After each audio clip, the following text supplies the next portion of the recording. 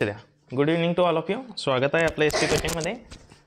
आज आपण कालचे जे राहिलेले क्वेश्चन आहे ते कंटिन्यू करणार आहेत. कालपर्यंत आपण 54 पर्यंत क्वेश्चन सॉल्व्ह केले होते. एकदा 54 नंबरचा क्वेश्चन तुम्हाला पुन्हा समजून सांगतो. दशादशे आठ दराने 14,600 रुपयाचे 93 महिन्याचे सरळ व्याज किती? सरळ व्याजचा फॉर्म्युला माहिती आहे आपल्याला. सरळ व्याज बरोबर म द क छेद 100 मुद्दल गुणिला दर गुणिला काळ. मुद्दल किती इथं 14,600 आहे ना. दर आहे 8 आणि जे आपल्याला काळ दिलेला आहे तो महिन्यांमध्ये आहे. आपण वर्षामध्ये लिहितो, मग त्याला वर्षामध्ये कन्वर्ट करण्यासाठी आपणला 12 लिहितो आपण. म्हणजे 93 वरती लिहू आपण आणि आपला जो रेग्युलर फॉर्म्युला आहे त्यामध्ये आपणला 100 असतो. याला फक्त मल्टिप्लाय 12 करायचे. जेव्हा मंथ दिलेले असतील तेव्हा मल्टिप्लाय 12. मग आता हे 2 0 कट होतील, हे 2 0 कट होतील. ओके. त्यानंतर हा 4 2 जा 8 होईल, 4 3 जा 12 होईल. 3 ने 93ला डिवाइड करू. 3 1 जा 3, 3 3 जा 9 आणि 3 1 जा 3. मग आता काय काय शिल्लक राहिलं वरती 146 मल्टिप्लाय 2 मल्टिप्लाय 31. मग आता आन्सर काढू. 146 मल्टिप्लाय 2 करून घेऊ आधी. किती येतील? याच्या डबल 6 2 जा 12 कॅरी 1 28 आणि 1 29. 292 मल्टिप्लाय 31 याचं कॅल्क्युलेशन करायचं आहे आता. याला राऊंड अप समजा 300 समजू आपण. आणि हा 300 मल्टिप्लाय 30 किती? 9000 येईल. 9000च्या जवळपास किंमत फक्त बी मध्ये आहे. पूर्ण कॅल्क्युलेट करण्याची आवश्यकता आपल्याला नाही. ऑप्शन नंबर बी होईल याचं. समजला प्रश्न? चला पुढे जाऊ आता. 55 नंबरचा क्वेश्चन आहे आता इथं. बघा काय आहे. 12 मीटर लांब व 8 मीटर रुंद आकाराच्या सभागृहाला 40 सेंटीमीटर बाजू असलेल्या किती चौरस आकृती फरशा लागतील? हो, तुम्ही सॉल्व्ह करा आता हा प्रश्न. मग किती फरशा? चला मग आता 12 मीटर लांब फरशांचा फॉर्म्युला माहिती आहे आपल्याला. खोलीचे क्षेत्रफळ अपॉनला फरशीचे क्षेत्रफळ. युनिट सारखे पाहिजे. आता इथं हा मीटरमध्ये आहे, हा मीटरमध्ये आणि हे मीटरमध्ये बरोबर आहे. त्याला सेंटीमीटरमध्ये करण्यासाठी 100 ने मल्टिप्लाय करू. 12 मीटर बरोबर किती? 1200 सेंटीमीटर मल्टिप्लाय हा 8 मीटर म्हणजेच किती? 800 सेंटीमीटर. हे झालं हॉलचं क्षेत्रफळ. लांबी गुणिला रुंदी. त्याला फरशीच्या क्षेत्रफळाने डिवाइड करून टाकू. 40 सेंटीमीटर बाजू असलेली फरशी आहे आणि ती चौरस आकृती आहे. मग चौरसाचे क्षेत्रफळ बाजू गुणिला बाजू होतं. हे काय येणार आहे? 40 गुणिला 40. हॉलच्या सभागृहाच्या क्षेत्रफळाला फरशीच्या क्षेत्रफळाने डिवाइड करू. 1 0 कट 1 0 कट 1 0 कट 1 0 कट. 4 1 4 4 2 8 4 1 जा 4 4 3 जा 12 आणि त्याच्यावर हे 2 0. 300 गुणिला 2 किती? 600. 600 फरशा आपल्याला लागतील असं ऑप्शन नंबर सी मध्ये दिसतंय. चला नेक्स्ट क्वेश्चन करा सॉल्व. सकाळी 9:15 म्हणजे काय? 9:45 वाजता निघालेली गाडी दुपारी 2:15ला पोचली. 2:15 म्हणजे काय? 3 वाजून 15 मिनटं. गाडीचा वेग दिलेला आहे ताशी 80 किलोमीटर.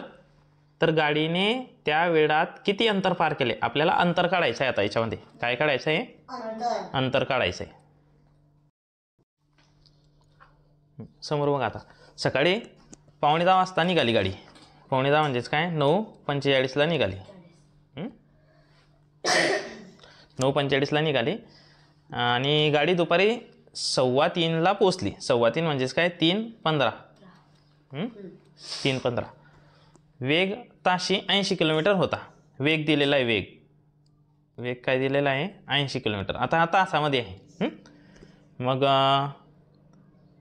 तर गाडीने त्या वेळात किती अंतर पार केले? आता आपल्याला अंतर काढायचं या ठिकाणी. मग अंतर कसं काढता? अंतरचा फॉर्म्युला काय आहे आपला? रेग्युलर फॉर्म्युला काय आहे? स्पीड अंतर भागेला काळ. मग हा जो काळ आहे तो वेगला मल्टिप्लाय होऊन जाईल. अंतर बरोबर काय फॉर्म्युला आला? मग अंतर बरोबर वेग गुणिला काळ. मग आता अंतर बरोबर वेग गुणिला काळ आलेला आहे. मग आता ते टाईम मोजून घेऊ. अंतर बरोबर वेग गुणिला काळ. वेग किती दिलेला आहे आपल्याला? 80 किलोमीटर पर आवर गुणिला. आता काळ म्हणजेच काय? टाईम. मग काउंट करा किती? 9:15 ना. 9:15 पासून पावणे 11, पावणे 12, पाऊण, पावणे 2, पावणे 3, 5 घंटे आणि तो अर्धा घंटा 5.5 घंटे म्हणजे 5.5 hours. आता मल्टिप्लाय करून टाकायला. हा 0 इथे येऊन जाईल. 8 पंचे 40, कॅरी 4, 8 पंचे 40 आणि 4 44, एक प्लेस नंतर पॉईंट म्हणजे 440 किलोमीटर अंतर होतं त्याचं. Option number A is the right answer. बघा आता तुम्हाला याच्यामध्ये फॉर्म्युला लक्षात राहत नाही, तर फॉर्म्युल्यासाठी एक तुम्हाला ट्रिक सांगतो. तुम्हाला GST माहिती आहे? GST माहिती नाही? टॅक्स वगैरे भरतो आपण त्याच्यावरचा. GST नाव ऐकलेलं आहे का? बरं, हे बघा. मग याच्यामध्ये असा ट्रायंगल काढायचा. अरे चुकीचा निघाला. हा असा ट्रायंगल आहे. याला काय म्हणायचं? नाही कुठे गेलं ते? हे इथं ST लिहायची आणि इथं DST म्हणायचं. त्याला काय म्हणायचं? DST. मग आता आपल्याला जेव्हा डिस्टन्स विचारतात तेव्हा या दोघांचं मल्टिप्लिकेशन होऊन जातं. Distance equal to speed into time. हां, जेव्हा टाईम विचारतात तेव्हा D/ला S लिहायचा. जेव्हा स्पीड विचारतात तेव्हा D/ला T लिहायचा. समजलं? आता फॉर्म्युला बोलणार तुम्ही. आपल्याला टाईम काढायचा. इथं काय काढायचं आहे? किती वेळात ओलांडेल. नाही कुठे? हा किती अंतर पाडेल. अंतर म्हणजे डिस्टन्स काढायचं आहे. डिस्टन्स म्हणजेच काय? मग ST, speed into time. Speed 80 गुणिला टाईम जो आपण 5.5 घंटे काढला तो. समजलं? आता तुम्हाला नेक्स्ट क्वेश्चनमध्ये विचारलेलं बघा. नेक्स्टमध्ये काय विचारलेलं आहे? 500 मीटर लांबीची गाडी ताशी 60 किलोमीटर वेगाने धावणारी आगगाडी एका खांबाला किती वेळात ओलांडेल. मग वेळ विचारलेला आपल्याला, टाईम. मग फॉर्म्युला काय येईल टाईमचा? D/S आहे ना. हा D/ला S. समजलं? हा ट्रायंगल असा काढून घ्या तुमच्या याच्यामध्ये म्हणजे फॉर्म्युला लक्षात राहील तुम्हाला. टाईम काय आला मग आपला? D/S. Time equal to distance अपॉनला स्पीड. मग आता याच्यामध्ये डिस्टन्स दिलेला आहे तुम्हाला. दिलेला आहे किती आहे? 500 मीटर लांबीची 500 मीटर लांबीची आणि ताशी 60 किलोमीटर वेगाने धावणारी आगगाडी एका खांबाला. आता खांबाला लांबी नसते. खांब असा लांब असतो का? 5 मीटर 10 मीटर जशी आता हे हां उंच असतो तो, त्याच्यामुळे त्याला लांबी नसते. जर दुसरी लांबी दिलेली असले तर दोघी लांबींची ॲडिशन करतो आपण. मग इथं लांबी काय येईल? फक्त अंतर बरोबर काय येईल? Distance 500 metre. आता खाली स्पीड टाकायचं आहे, परंतु हे मीटरमध्ये आहे आणि स्पीड किलोमीटरमध्ये दिलेलं आहे. मग स्पीडला आपल्याला मीटर पर सेकंडमध्ये करावं लागेल. किलोमीटर पर आवरमध्ये दिलेलं आहे. हां, मीटर पर सेकंडमध्ये करायचं आहे. छोट्या युनिटकडे जायचं आहे. 5/18ने 5/18ने मल्टिप्लाय करूया 60ला. 60 मल्टिप्लाय 5/18. बघा काय काय होतं? 6 1 जा 6, 6 10 जा 60, 6 3 जा 18. नंतर 10 5 जा 50/3 आलेला आहे स्पीड. काय आलेला आहे? आता हा 3 ने 50 डिवाइड होत नाही. चालेल, आपण याला असं लिहून घेऊ 50/3 स्पीड. हां, मग आता काय करायचं? हा याचा रेसिप्रोकल होऊन जाईल. हा 3/50 ने मल्टिप्लाय करावा लागेल 500ला. पुढे काय करावं लागेल? हा 500/ला होता ना, डिवाइडला होता. इकडे येताना मल्टिप्लायला होऊन जाईल आणि रेसिप्रोकल होतो तो त्याचा. 3/50 500 गुणिला हे परत लिहितो वरती. हा 500 मल्टिप्लाय 3/50. 50/3 झाला ना तो. डिवाइडला होता तर इकडे येताना मल्टिप्लाय झाला आणि रेसिप्रोकल झाला. 0 कट 0 कट. 5 1 जा 5, 5 3 जा 5 10 जा 50. 10 मल्टिप्लाय 3 30 सेकंद लागतील. Option number C is the right answer. समजलं ना? इथं फक्त काय होतं? हा मीटरमध्ये अंतर दिलेलं होतं आणि स्पीड ताशी वेग दिलेला होता. मग त्याला पण मीटर पर सेकंडमध्ये करायचं होतं. मग आता हा 60 किलोमीटर मोठं युनिट आहे, आपल्याला छोट्या युनिटकडे जायचं होतं, म्हणून 60ला 5/18ने मल्टिप्लाय केला आपण. बस तेवढंच कन्वर्जन करायचं होतं. फॉर्म्युला टाकायचा आणि ॲन्सर काढायचं होतं. याचा ॲन्सर 30 सेकंद आलेलं आहे.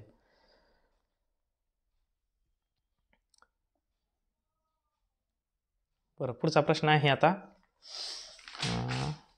58 नंबरचा क्वेश्चन. 26,484 ही संख्या जवळच्या सहस्त्रकात कशी लिहाल? बघा आता ते एकक, दशक, शतक, हजार, दश हजार, म्हणजेच काय 10,000. 10,000 म्हणजेच काय 10,000. याला इंग्लिश बघा 58 नंबरचा क्वेश्चन पुन्हा समजून सांगतो. आता याला जवळच्या सहस्त्रकात आपल्याला कसा लिहाल जवळचं सहस्त्र म्हणजे काय 1000 म्हणजे 1000. नियरेस्ट 1000 आपल्याला करायचा याला. नियरेस्ट 1000. मग आता हा 26,484. आता हे 1000 नंबरचा प्लेस आहे. याला नियरेस्ट 1000 करायचं आहे ना, तर याच्या बाजूला बघायचा हा काय आहे 4 आहे. तो 0 1 2 3 4 असेल तर तोच टेन्स असतो किंवा तोच 1000 असतो. मग याच्या बाजूला 0 1 2 3 4 पैकी 4 आहे म्हणून हा 26,000 होईल. राऊंड अप काय होणार आहे 26,000. हा जर 4च्या ऐवजी 5 6 7 8 9 यांच्यापैकी असता तर आपण 27,000 लिहिला असता त्याला. याचा आन्सर होणार आहे ऑप्शन बी. आलं लक्षामध्ये. चला आता पुढचा प्रश्न. एका घनाचे पृष्ठफळ 484 चौरस सेंटीमीटर आहे तर त्याचे घनफळ किती. मग आता याचा एक फॉर्म्युला आहे घनाचे घनफळ. लिहून घ्या फॉर्म्युला. घनाचे पृष्ठफळ दिलेलं आपल्याला. मग आपण आधी पृष्ठफळाचा लिहू. घनाचे पृष्ठफळ बरोबर इक्वल टू 6 मल्टिप्लाय बाजूचा वर्ग. काय आहे 6 मल्टिप्लाय बाजूचा वर्ग. त्याला इंग्लिशमध्ये 6L² असं लिहितात. L म्हणजे काय लेंथ. 6L². मग आता घनाचे पृष्ठफळ दिलेलं आपल्याला किती आहे 484. मग त्या फॉर्म्युल्यामध्ये 486 का ते हो 486 486. त्या घनाच्या पृष्ठफळाच्या खाली 486 लिहिले इक्वल टू 6L². आता L याला मल्टिप्लायला इकडे येताना डिवाईडला होईल. तो हा इथून कट होईल आणि इथं खाली येऊन जाईल. 6ने डिवाईड करा. 6 1 जा 6 6 8 जा हां 6 8 जा 48 आणि 6 1 जा 6. काय आन्सर आलं 81 इक्वल टू काय आला हा L². मग Lची व्हॅल्यू काय येईल कोणाचा स्क्वेअर आहे 81. हां मग Lची व्हॅल्यू काय आली 9. आपली लेंथ आलेली आहे 9 म्हणजे बाजू किती आली 9. आता आपल्याला घनफळ काढायचे. घनाचे घनफळचा फॉर्म्युला आपल्याला माहिती आहे. घनाचे घनफळ बरोबर L³ बाजू गुणिला बाजू गुणिला बाजू. हां घनाचे घनफळ काय असतो घन करायचा आहे घन. म्हणजेच काय त्याच्या डोक्यावर 3. बाजू किती काढली होती आपण 9. 9चा क्यूब किती आहे 81 का नाही 343 7चा आहे 729 यस आणि हा नाही. Option number C is the right answer. 9चा क्यूब आहे 729 घन सेंटीमीटर. Option C. आता पुढे बघा PQS नंतर करता बेटा. ते आपला क्वेश्चन पत्रिका होणार नाही. 60 नंबरचा क्वेश्चन आहे. PQS व RQS हे कोणत्या प्रकारचे कोण आहेत. PQS बघा P असा PQS अरे PQS म्हणजे हा कोण. आणि दुसरा आहे RQS. हाय R हा Q आहे ना इथं. हा RQ आणि हा S इथं. हे दोघं कोणते कोण आहेत. मग आता बघा हा जो आहे संलग्न कोण पूरक कोण रेषीय जोडीतील कोण. आता हे समजून सांगतो तुम्हाला. रेषीय जोडीतील कोण म्हणजेच काय एका रेषेवर फॉर्म होणारे कोण. एक एक समजून सांगतो. ही रेषा आहे लाईन आहे. या लाईनवर फॉर्म होणारे हे कोण जे आहेत ते रेषीय कोण आहेत. हा कोण हा अँगल आणि हा अँगल हे एका रेषेवर फॉर्म होत आहेत का बघा बरं. नाही म्हणजे हे ऑप्शन कट झाला आपला. ते पूरक कोण आहेत. पूरक कोणाची काय बेरीज काय असते 90 डिग्री 2. हां मग आता हा कोणत्या तरी अँगलमध्ये असा L शेप तयार होतोय का. या दोघांचे ॲडिशन 90 डिग्री होणार आहेत का नाही होणार कारण तो L शेपमध्ये येत नाही आहे. त्यानंतर संलग्न कोण म्हणजेच काय त्याला आपण शेजारच्याला काय म्हणतो आपण नाही इंग्लिशमध्ये काय म्हणतात त्याला शेजारी जे अँगल असतात त्या अँगलला लागूनच येणारा अँगल त्याला संलग्न कोण म्हणतात. जसं की आता हा एक अँगल आहे. हा अँगल आहे PQR आणि हा S. या अँगलच्या बाजूलाच अँगल येतो. याच्यामध्ये 3 गोष्ट कॉमन असतात. त्यांचा एक व्हर्टेक्स कॉमन असायला पाहिजे. हा व्हर्टेक्स आहे म्हणजे जिथं 2 लाईन एकत्र येतात. हा जो अँगल आहे PQR हा अँगल याच्यामध्ये कोणत्या एका पॉईंटवर भेटत आहेत ते क्यूवर भेटत आहेत. मग यस क्यू आरमध्ये कोणत्या पॉईंटवर भेटत आहेत ते क्यूवर. त्याच्या संलग्न कोण होण्यासाठी 3 गोष्टी महत्त्वाच्या आहे की त्यांचा वर्टेक्स जो आहे तो कॉमन पाहिजे. हा वर्टेक्स कॉमन आहे. पी क्यू एसचा पण वर्टेक्स क्यू आहे आणि या यस क्यू आर क्यू एसचा पण वर्टेक्स क्यू आहे. त्यानंतर त्यांची कॉमन साईड पाहिजे, एक कॉमन साईड. म्हणजे पी क्यू एसमध्ये एस क्यू ही या पी क्यू एसची साईड आहे आणि आर क्यू एस हा जो अँगल आहे आर क्यू एस याची पण साईड एस क्यू आहे. म्हणजे दोघांची कॉमन साईड आली. आणि त्यांचे इंटेरियर जे अँगल म्हणजे इंटेरियर पॉईंट आहेत ना ते वेगवेगळे पाहिजे असे रूल आहेत त्याचे. इंटेरियर म्हणजे काय, या अँगलच्या मध्ये पॉईंट जर ठेवसाल तर कुठे येईल तो, इथं येईल, इथं इथं इथं या भागामध्ये येईल. आणि याचे पॉईंट इथं येतील. एकाच याच्यामध्ये पॉईंट येत आहेत का ते नाही, एका याच्यामध्ये येत नाही ना. हा जो अँगल आहे याचे पॉईंट इथं येतील, इथं इथं इथं इथं आहे ना. आणि याचे पॉईंट इथं येतील. म्हणजे वेगवेगळे पॉईंट पाहिजे त्यांचे, जे इंटेरियर आहेत ते वेगवेगळे पाहिजे. असे 3 नियम आहेत. म्हणून यांना हे दोघं अँगल नाही का संलग्न अँगल आहेत. कोणते आहेत? चला याचा ऑप्शन नंबर बी होणार आहे. कोटिकोन म्हणजेच 90 डिग्रीचेच अँगल असतात त्याच्यामध्ये पण. पूरक कोनला दुसरा कोटिकोन आपण म्हणतो. आता नेक्स्ट क्वेश्चन नंबर. बरं आता मॅथचे क्वेश्चन झालेले आहेत. आता उतार्यावरचे क्वेश्चन आहेत. मग आता उतारा वाचून घ्यायचा का आपण? उतार्यातील स्वामीजी कोण आहेत? आता स्वामीजीच्या बाबतीत विचारलेलं आहे. हा स्वामीजी. दुसरा प्रश्न काय आहे, परदेशातून आल्यावर स्वामीजींमध्ये देशाबद्दल झालेला विचारातील बदल. देशाबद्दल काय विचारामध्ये बदल झाला त्यांचा परदेशातून आल्यानंतर?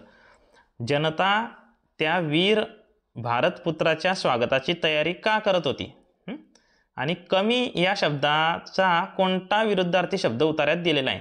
कमीला जास्त वगैरे असा शब्द असेल ना, तो बघायचा आपल्याला. आता स्वामीजींच्या परदेशातील यशामुळे खालीलपैकी कोणती गोष्ट घडली नाही? आता ते परदेशात मध्ये त्यांना जे यश मिळालं त्याच्यामधून खालची कोणती गोष्ट घडली नाही असा प्रश्न आहे. मग आता एकदा उतारा वाचू आपण.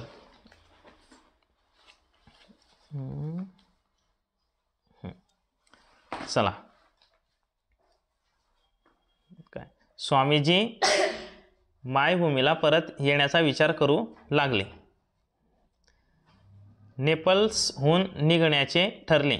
जे जे गुडविन आणि श्री व सौ सेवियर हे त्यांच्याबरोबर येणार होते. निघायच्या वेळी एका इंग्रज व्यक्तीने त्यांना विचारले, स्वामीजी तुम्ही 4 वर्ष या देशांमधील सामर्थ्यशील, वैभवशाली आणि समृद्ध जीवन पाहिलं, अनुभवलं. आता तुम्हाला तुमच्या मातृभूमीबद्दल काय वाटतं? मातृभूमीबद्दलचा प्रश्न त्यांनी केलेला आहे. स्वामीजींचे उत्तर, येण्यापूर्वी माझं माझ्या देशावर प्रेम होतं, पण आता मला तिची धूळसुद्धा पवित्र वाटते.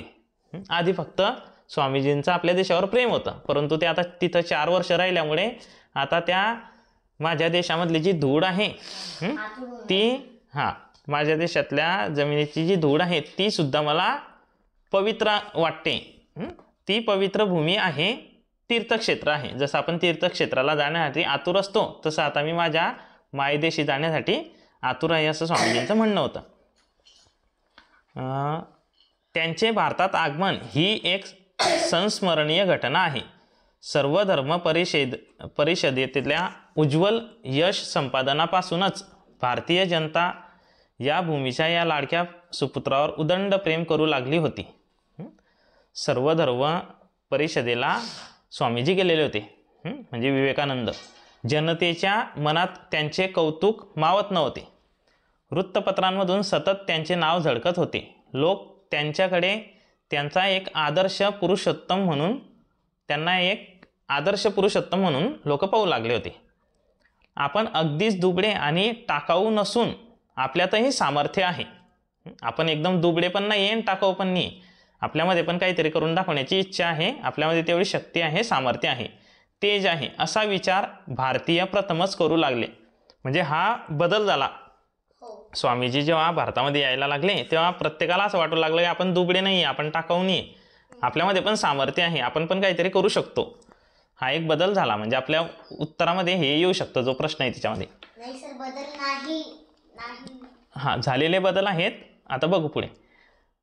पाश्चात्य देशातील व्यासपीठावर स्वामीजींनी मिळवलेल्या उज्ज्वल यशामुळे भारतीयांना स्वतःची अस्मिता गवसली होती. त्यांना स्वतःची अस्मिता लक्षात आली, समजली, आत्मसन्मान सापडला होता. म्हणूनच आपल्या या तेजपुंज वीर भारतपुत्राचे भव्य स्वागत करण्यासाठी सारी भारतीय जनता एकजुटीने गुढ्या तोरणे उभारू लागली. आता प्रश्न बघू. उतार्यातील स्वामीजी कोण असावेत? स्वामी विवेकानंद. स्वामी विवेकानंद. परदेशातून आल्यावर स्वामीजींमध्ये देशाबद्दल झालेला विचारातील बदल. कोणता बदल झाला? देशाबद्दल हेवा वाटू लागला. मातृभूमी एक पवित्र भूमी हाय. आहे. बरोबर. हेवा वाटू लागला हा शब्द नाही आहे. अभिमान वाटू लागला नाही आहे. ते लोकांवर प्रेम करू लागले नाही, ते तर आधीच करत होते. मातृभूमी एक पवित्र भूमी आहे, तिची धूळ सुद्धा त्यांना पवित्र वाटत होती, है ना. आणि तीर्थक्षेत्र आहे याची 100% त्यांना खात्री झाली. म्हणजे ऑप्शन नंबर डी. पुढे. जनता त्या वीर भारतपुत्राच्या स्वागताची तयारी का करत होती? त्या वीर पुरुषाने परीक्षेत उज्ज्वल यश संपादन. परीक्षा द्यायला गेलते का ते?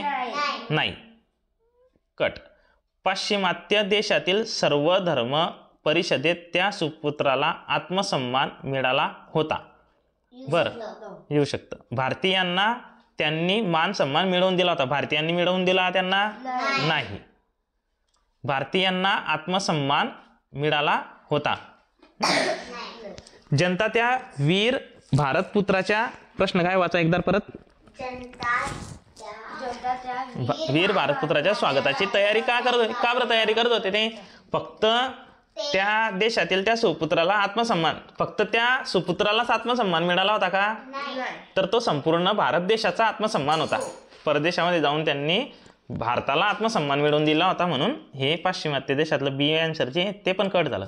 भारतीयांना आत्मसन्मान मिळाला होता म्हणून सर्व लोक त्यांची तयारी करत होते. तो एकटा जर त्यांना मिळाला असता तर सर्वजण तयारी करू शकले असते का? नाही. परदेशामध्ये पण भारताचं नाव उज्ज्वल त्यांनी केलं होतं. म्हणून त्या वीर भारतपुत्राची स्वागताच्या तयारीसाठी सर्वजण लागले होते. याचा ऑप्शन नंबर डी होईल. समजलं? चला आता पुढे. कमी या शब्दाचा कोणता विरुद्धार्थी शब्द उतार्यात आला आहे?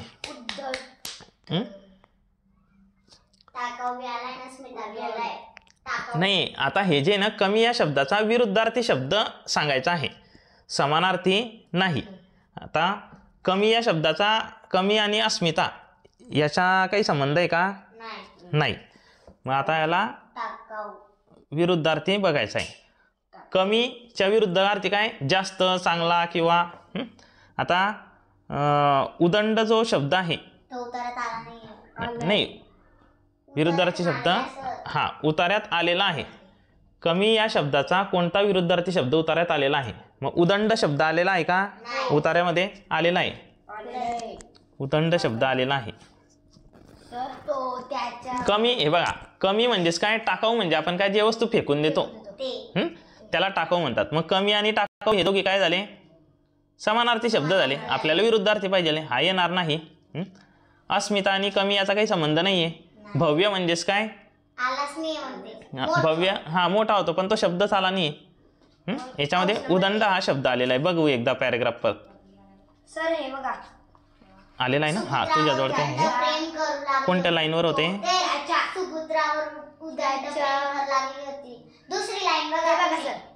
हा, सापडला तुला? बरं, उदंड प्रेम. हा बरोबर, व्हेरी गुड. हे बघा, हे उदंड प्रेम करू लागले होते. हे सुपुत्रावर उदंड प्रेम करू लागली होती. हा दुबळे शब्द आलेला आहे, टाकाऊ शब्द आलेला आहे. परंतु टाकाऊ हा त्याचा समानार्थी शब्द झाला आहे ना. चला पुढचा प्रश्न समजा ना. त्याचा आन्सर काय येईल?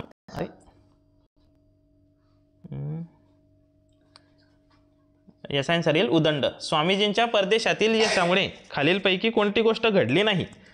आता कोणती गोष्ट घडली नाही ते आपल्याला सांगायचं आहे. पहा, एक एक वाचा आणि कोणती घडली नाही सांगा बरं. स्वामीजींना स्वतःचा आत्मसन्मान सापडला, हे गोष्ट घडली नाही का? घडली.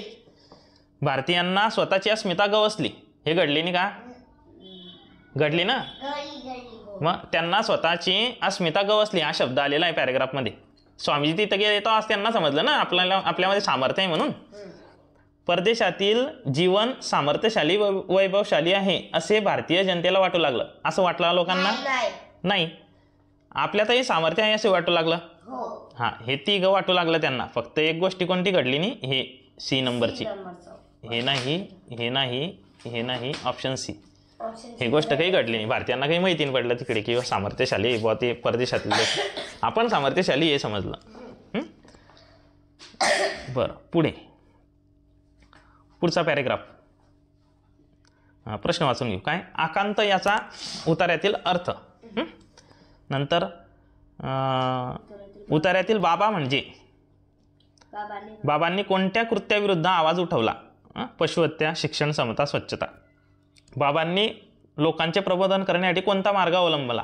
कीर्तन करत होते, लेखन करत होते, शिक्षण शिकवत होते का नवस करत होते? उतार्यात आलेल्या बुद्रुक या शब्दाचा विरुद्धार्थी शब्द कोणता? बुद्रुकचा विरुद्धार्थी शब्द आता बघू. ऐका. प्रबोधनाची पताका खांद्यावर घेऊन बाबा महाराष्ट्रात हिंडत होते. शिक्षण, समता, पशुबळी, जातीयता, अंधश्रद्धा, नवस, तापास, स्वच्छता, हिंसाबंदी या गोष्टी कीर्तनातून सांगत. म्हणजे आता ते एकाचं उत्तर मिळालं. कीर्तन कोणता मार्ग अवलंबला? कीर्तनाचा. 69चं झालं ए. 69चा आन्सर काय झालं? ए. कीर्तनाचा अवलंब करत होते. चला पुढे. हे प्रश्न वाचले की नाही, हे तर सगळेच आहेत ना. हे कीर्तनामधून सगळ्या गोष्टी सांगत होते ते. स्वच्छता, नंतर हिंसाबंदी, नवस, अंधश्रद्धा यांच्याबद्दल ते प्रबोधन करत होते. आता या महाराष्ट्रात खूप मोठ्या प्रमाणावर अंधश्रद्धा पसरली होती. देवदेवतांच्या नावावर कोंबड्या, बकऱ्यांना बळी दिले जात होते. पशुबळीतून रक्ताचे पाठ वाहत होते. म्हणजे बळी दिल्यानंतर नुसतं रक्त सांडत होतं. ज्या ठिकाणी प्रत्येक जण या नवस कबूल करत होते, लगेच काहीतरी बकरी कापत होते, बोकड्या कापत होते, कोंबड्या कापत होते. कोंबडे कापताना त्याची सगळी मान एकदम कापू नये, अर्धीच कापावी. प्राण जात असता आकांत करीत कोंबड्याने उंच उड्या माराव्यात. आकांत म्हणजे याचा अर्थ काय आला? मग वेदना. तो जोरजोरात ओरडत असेल ते वेदनेने कडकडून ओरडणे. Option number C. ऐका त्याच्यामध्ये आहे, मला दिसतंय ते. आता आपण पॅरेग्राफ असल्यावर समजेन ते. उंच उड्या माराव्यात. तशा स्थितीत त्याला देवापुढे आणावे. त्याच्या गड्यावाटे उडणारे रक्ताचे थेंब देवावर उडाले की मग नवस पुरा झाला. देवासमोर खड्डा खणावा, त्यात बकरी डुकरे गड्यापर्यंत पुरावीत, म्हणजे त्यांच्या मानेपर्यंत, बाकीचं सर्व खाली पुरून टाकायचं. आणि मग काय? मग त्यांना भाल्याने टोचून हाल करून त्यांचे प्राण घेतले की नवस पुरा झाला. देवाधर्माच्या नावावर चाललेले असले हे क्रूर हिंस प्रकार आणि बरबटलेली देवडे पाहून बाबांच्या मनास अतिशय क्लेश होत. त्यांना दुःख होत होतं त्या गोष्टीचं हे बघून. वाजंत्री, गुलाल, डफडी, भंडारा असा कल्लोळ करीत नटून थटून बाया बापड्यांनी गाडी बैल जुपून जत्रेला जावं. त्या गाडीमागं एक केविलवाणं बकरू केकाटत चालत असावं. जसे आपण जत्रेला जातो तसे ते छोटंसं पिल्लू त्याला बांधून नाही का त्याला घेऊन जात होते. वाई तालुक्यातील मांढरदेवी, वरवणची मरी आई, निमगावची देवी, देवदही ठणचा खंडोबा, वडणीचा पीर, शेंगोळ्याचा पीर. हां, आपला इथलं नाही, दुसरं इथे शेंगोळा. दोनर बद्रुकची आसरामाय, वराडचा बहीर मौबा, नंतर खेडीचा वेताळबुवा, कान्हर पठारची मेसाई अशा डोंगर दऱ्यांतल्या विविध देवतांच्या जत्रेमध्ये हजारो जीवांचे बळी पडत. बाबांनी या क्रूर कृत्यांविरुद्ध उभे ठाकण्याचा निर्णय घेतला. या कृत्यांविरुद्ध आवाज उठवण्यासाठी त्यांच्याजवळ शस्त्र होते, ते कीर्तनाचे. म्हणजे कशाने? आकांत याचा उतार्यातील अर्थ वेदना, दुःख, वेदनेचे कडवडून ओरडणे आणि आर्जव करणे. कायल्याचं? हां, कडकडून ओरडणे. Option number C. उतार्यातील बाबा म्हणजे आता हे कोणते बाबा? मौनी बाबा आहेत का? बैऋतू बाबा आहे का? गाडगे बाबा आहे का? हो हा, कारण कीर्तन कोण करत होते? साईबाबा कीर्तन करत होते का? गाडगे बाबा कीर्तन करत होते. दिवसभर समजा ते गावाची स्वच्छता करत आणि संध्याकाळी लोकांना कीर्तनाच्या माध्यमातून प्रबोधन करत. तर ते बाबा कोणते आहेत? गाडगे बाबा आहेत. बाबांनी कोणत्या कृत्याविरुद्ध आवाज उठवला? कोणतं कृत्य आहे की त्याच्याबद्दल बाबांनी आवाज उठवला? हा बघा, थांबा एक मिनिट. कुठे काय? पशुहत्या, शिक्षण, समता, स्वच्छता.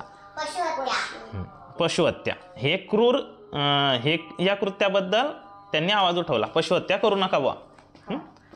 बाबांनी लोकांचे प्रबोधन करण्यासाठी कोणता मार्ग अवलंबला? आता बाबांनी कीर्तनातून ते लोकांचं प्रबोधन करत होते, लोकांना गोष्टी समजवत होते.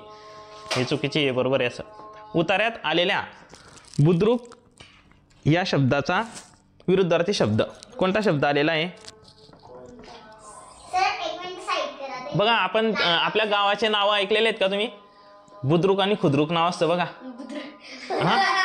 हा, बुद्रुक आणि खुद्रुकने ऐका, बुद्रुक आणि खुद्रुक नसतं ते, बुद्रुक आणि खुर्द असतात. जसं आपलं इथं बेटावर असं बू लिहिलेला असतो आणि पूर्ण टिंब दिलेला असतो असा बघा, त्याला म्हणतात बुद्रुक. छोटं गाव मोठं गाव. हा, बुद्रुक. आणि खुर्दला खू आणि असा पूर्णविराम दिलेला असतो. मग याचा विरुद्धार्थी शब्द काय आहे? खुर्द आहे. आणि तो उतार्यामध्ये पण आलेला असेल. थांबा, उतार्यात दिसला तुम्हाला? चेक करा. खुद्रुक नाही, खुर्द आहे फक्त ते. बघा कुठे कुठे कुठे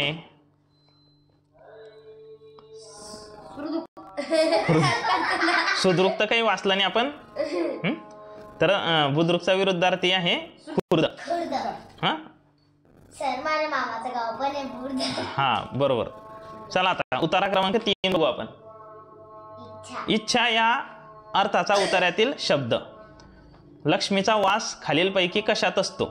घरात, पाण्यात, पंकज, जलात. सुंदर वस्तू प्राप्त करण्यासाठी काय केले पाहिजे? सुंदर वस्तू प्राप्त करण्यासाठी काय केले पाहिजे? भगवान विष्णूला खऱ्या ज्ञानी भक्ताची पूजा हातातील कमळाने करायची आहे, अशी सुंदर कल्पना कोणी केली आहे? नंतर या उतार्याला शोभेल असे शीर्षक सांगायचं आपला, त्याचा टायटल. चला आता उतारा वाचू. ज्याची नाळ जळात असूनही खूप लांबवर कित्येक कोस ज्याचा सुवास पसरला आहे, ज्याचा देठ कडक आहे, मुख अतिशय कोमल आहे, जो मित्रांना आश्रय देणारा आहे, पहिल्यापासूनच ज्याला गुणसंग्रहाचे व्यसन आहे आणि दोषांचा ज्याला द्वेष आहे, अशा पाण्यात जन्मलेल्या कमळात लक्ष्मीचा वास आहे, ते योग्यच आहे. आता हे कशामध्ये उमडलेलं आहे? पाण्यात जन्मलेला आहे कमळ. लक्ष्मीचा वास कशामध्ये आहे? अशा पाण्यात जन्मलेल्या कमळात लक्ष्मीचा वास आहे. ते होतं ना काहीतरी प्रश्न असा खाली? बरं, आता याच्या खाली अंडरलाईन करून ठेवतो. मग हे असं केली का तुम्ही? बरं, आता पुढे. भारतीय संस्कृतीच्या विभिन्न प्रतीकांमध्ये कमळाला सर्वात अग्रस्थान आहे. सगळ्यात पहिलं स्थान कमळाला आहे भारतीय संस्कृतीच्या प्रतीकांमध्ये. प्रतीक म्हणजे काय? चिन्ह. भारतीय संस्कृतीची श्रेष्ठ विचारधारा आणि अनुपम जीवनश्रेणीचा सुबक समन्वय कमळात पाहायला मिळतो. म्हणून भारतीय संस्कृती म्हणजेच कमळ. भारतीय संस्कृती म्हणजे काय? कमळ असे म्हटले तर ते अनुचित होणार नाही. भगवान विष्णूच्या हातात कमळ पाहून संत ज्ञानेश्वरांनी अतिशय मधुर कल्पना केली की, आता ही कल्पना कोणी केली? संत ज्ञानेश्वरांनी. त्यांच्या हातामध्ये कमळ बघून प्रभूला या कमळाने खऱ्या ज्ञानी भक्ताची पूजा करण्याची अभिलाषा आहे. भक्त भगवंताला पूजा करावी असे वाटणे, ह्यात भक्ताच्या जीवनाची कृतकृत्यता साठलेली आहे. भगवंताच्या हातातील हे कमळ आपल्याला प्राप्त व्हावे ही कल्पना अतिशय रम्य, मधुर व आकर्षक वाटते. असं कोण म्हटलेलं आहे? संत ज्ञानेश्वरांनी. परंतु सुंदर वस्तू प्राप्त करण्यापूर्वी प्रथम स्वतः सुंदर बनावे लागते. म्हणजे सुंदर वस्तू प्राप्त करण्यासाठी आपल्याला काय करणं पडेल? स्वतःला सुंदर बनावं लागेल. तसेच कमलासारखे जीवन जगणारालाच ते कमळ प्राप्त होते, जो कमळासारखं जीवन जगतो. हां कमळ कमळ चिखलामध्ये जगतं ना, हां सुंदर असतं. तर तसं जीवन आपल्याला जगावं लागेल तरच आपल्याला कमळ मिळेल. आता पहिलं इच्छा या अर्थाचा उतार्यातील शब्द. इच्छा आश्रय, दुसरा काय आहे मधुर, प्राप्त, अभिलाषा. नाही इच्छा म्हणजे अभिलाषा, इच्छाला समानार्थी शब्द आहे अभिलाषा. प्राप्त म्हणजे मिळवणे, इच्छा म्हणजे मिळवणे का नाही, आपण जी इच्छा केली ती आपल्याला मिळतेच का नाही. आता आपली इच्छा आहे आपण 9वी पास झाले पाहिजे म्हणून का आपण, म्हणून ते इच्छाचं प्राप्त येणार नाही. इच्छा म्हणजे मधुर का गोड का नाही, आणि इच्छा म्हणजे आश्रय का नाही. इच्छेचा शब्द समानार्थी आहे अभिलाषा. मग याचा ऑप्शन नंबर डी होईल. पुढे लक्ष्मीचा वास खालीलपैकी कशात आहे, पाण्यात आहे. पाण्यातील कमळामध्ये नाही पण मग उतार्यामध्ये आला दिसतो. नाही नाही नाही नाही पाण्यात नाही लक्ष्मीचा वास कशामध्ये, पाण्यातील कमळात. मग आता हे जे घर आहे आता हे सगळे स्थान दिलेले घर पाण्यात आणि जलात. पाणी आणि जल सारखंच आहे, समानार्थी शब्द आहे हो. आणि लक्ष्मीचा वास काही घरात नाही आहे. हे जे पंकज आहे ना ते पंकज म्हणजेच त्या कमळाला समानार्थी शब्द आहे पंकज. हां या कमळालाच आपण काय म्हणतो पंकज म्हणतो. म्हणून नाही का लक्ष्मीचा वास खालीलपैकी कशामध्ये, हां तिथं कमळ दिलेलं नाही आहे पण त्याचा समानार्थी शब्द दिलेला आहे. पुढे सुंदर वस्तू प्राप्त करण्यासाठी काय केले पाहिजे, हां स्वतः सुंदर बनले पाहिजे. हां स्वतः सुंदर बनले पाहिजे, दिसले पाहिजे नाही ते आपण सुंदर बनले पाहिजे. बरं बरं चालेल. ऑप्शन नंबर बी. आता पुढचा क्वेश्चन बघा 74. भगवान विष्णूला खऱ्या ज्ञानी भक्तांची पूजा हातातील कमळाने करायची आहे अशी सुंदर कल्पना कोणी केली आहे, लक्ष्मीने. हां संत ज्ञानेश्वरांनी केली. या उतार्यात शोभेल असं शीर्षक आता सांगायचं. याचा टायटल काय असणार आहे बरं, कमळ कमळ का भारतीय संस्कृती नाही, भारतीय संस्कृती. हां कमळच. भगवंत देऊ शकत नाही टायटल. याच्यामध्ये फोकस कशामध्ये केलं आहे, कमळावर केलेलं आहे. हे संत महात्म्य संतांच्या बद्दल तर काहीच नाही त्याच्यामध्ये. संत ज्ञानेश्वरांनी फक्त ते वाक्य सांगितलेले आणि भारतीय संस्कृतीबद्दल पण नाही आहे. म्हणजे कमळ जे आहे कमळ हे टायटल त्याला योग्य राहणार आहे. चला हा उतारा पण झालेला आहे. आता उतारा क्रमांक 4. वेळ आहे ना अजून आपल्याला 5 मिनिटं आहे. 5 मिनिटात उतारा होऊन जाईल. चला प्रश्न वाचू. पारिपत्य करणे म्हणजे, पारिपत्य करणे म्हणजे अपराधाबद्दल शिक्षा नाश वगैरे हात मिळवणे निश्चित. निजामाशी हात मिळवणी कोणी केली. आता इतिहासवरचा प्रश्न आहे लक्षात ठेवायचं. कोण हात मिळवला आता निजामाशी. माधवरावांना प्रजाहितदक्ष का म्हटले आहे. मूर्ती अनेक वचन कोणते. याचं तर आपण डायरेक्ट तोंडी सांगतो मूर्तीचा मूर्त्या. थोरले माधवराव पुण्याबाहेर कशासाठी गेले होते. हां थोरले माधवराव पेशवे निजामाचे पारिपत्य करण्यासाठी आपली फौज घेऊन पुण्याबाहेर गेले. हां निजामाचे पारिपत्य शेवटल्याचा आन्सर. थोरले माधवराव पुण्याबाहेर कशासाठी गेले ते निजामाचे पारिपत्य करण्यासाठी. ऑप्शन नंबर ए. काय वाचलं नाही अजून, पहिल्या वाक्यात सापडलं बा जसं म्हणून मग म्हटलं चला ओढून घेऊ. नंतर काय परंतु निजामाने त्यांना झुकांडी दिली आणि त्याने सरळ पुण्यावरती हल्ला केला. एक मिनिट हे क्लिअर करू द्या मला. हे ते वर्ष होते 1763. त्यांच्या सैन्याने पुण्याची धुडकाणी केली. कित्येक वाडे जाळले, कित्येक देवळांमधील मूर्ती फोडल्या, पैशांची प्रचंड लूट केली. वास्तविक पुण्यातून बाहेर जाताना पेशव्यांनी आपले मामा मल्हारराव रास्ते यांना त्यांच्या फौजेसह पुण्याच्या रक्षणासाठी ठेवले होते. हे जेव्हा बाहेर गेले होते तेव्हा त्यांचे जे मामा आहे मल्हारराव रास्ते यांना त्या पुण्याच्या फौजेसोबत ठेवले होते, तुम्ही आता आपल्या याची रक्षा करा म्हणून. परंतु त्यांनी पुण्याचे रक्षण करण्याऐवजी निजामाशी हात मिळवणी केली. कोणी केली मग, त्यांचे मामा मल्हारराव रास्ते. याचा आन्सर सापडलं. निजामाशी हात मिळवणी कोणी केली, हां मल्हारराव पेशवे सॉरी मल्हारराव रास्ते. ऑप्शन नंबर सी येईल त्याचं. हां चला सापडल्याचं. आता कुठे गेलं. निजामाशी हात मिळवणी करून पुण्याची अब्रू घालवण्यासाठी त्यांना मदत केली. पेशवे पुण्यात परत आल्यावर त्यांनी झाल्या गोष्टीची नीट चौकशी केली आणि आपले मामा असूनही मल्हारराव रास्ते यांना जबरदस्त दंड दिला. पेशव्यांच्या मातोश्री गोपिकाबाई यांना ह्यामध्ये आपल्या भावाचा अपमान झाला असे वाटले. त्यांच्या ज्या मातोश्री होत्या पेशव्यांच्या, त्यांना असं वाटलं की आपल्या भावाचा काय झालेला आहे, याच्यामध्ये अपमान झालेला आहे. त्यांनी रास्ते यांच्यासाठी आपला मुलगा माधवराव याच्याकडे रदबदली केली. परंतु पेशवे आपल्या निश्चयापासून ढळले नाहीत. त्या रागाच्या भरात गोपिकाबाईंनी पुणे सोडून नाशिकचा रस्ता धरला, तो कायमचा. ते पुण्याला नाशिकला चालले गेले पुण्यावरून. उलट प्रजेचे झालेले नुकसान भरून देण्यासाठी माधवरावांनी स्वतःची संपत्ती खर्च करण्याचे ठरवले. आता त्याच्यामध्ये जे त्या जनतेचं प्रजेचं नुकसान झाले होतं ते भरून देण्याची जी जबाबदारी आहे ती यांनी घेतली. स्वतःच्या खाजगी संपत्तीमधून तो खर्च करण्याचं ठरवलं. असे करारी प्रजा हितदक्ष पेशवे म्हणजे थोरले माधवराव पेशवे. आता याच्यातल्या कशा कशाचा आन्सर बाकी आहे. पारिपत्य करणे म्हणजेच काय, त्यांना हात मिळवायला गेलते का ते, नाही, त्यांच्याशी युद्ध करायला गेलते, निश्चय करायला गेलते का. हां, 76 अपराधाबद्दल शिक्षा करणे, पारिपत्य करणे म्हणजे. 77 निजामाशी हात मिळवणी मल्हारराव रास्तेंनी केली. मल्हाररावांना प्रजा हितदक्ष का म्हटले, प्रजेचे नुकसान स्वतःच्या खाजगी संपत्तीतून भरून दिले. बरोबर ना.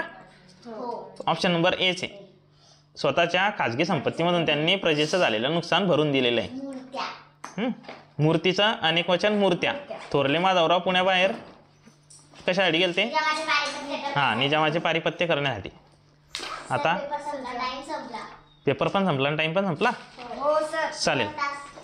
अशा पद्धतीने आपण एक प्रश्नपत्रिका काल आणि आज अशा 2 तासामध्ये पूर्ण केलेली आहे. ते पण समजून म्हणजे तुमचा 1.5 तासामध्ये पूर्ण झाला पाहिजे. चला, thanks for watching. Bye all of you. सर्वांनी याचा स्टडी करायचा आहे घरी.